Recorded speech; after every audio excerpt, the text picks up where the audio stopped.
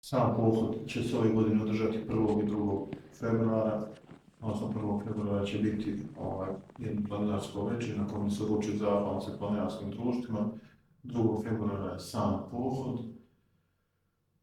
Pohod koji raste iz godine u godinu, gdje svake godine imamo sve više i više učesnika, već sad, mislim, mogu sa sigurnošću utvrditi da ćemo namašiti broj planina koji su bili prethodne godine na stazi.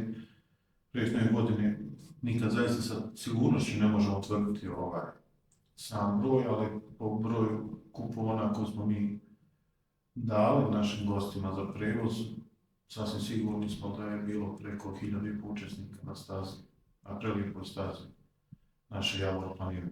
Staza koja je dugačka 16 km, staza koja je prilagođena za sve uzraste, staza koja je bogata prirodnim ljepotama, snijegom, sve ono što bilo ko imalo voli prirodu, voli da vidi.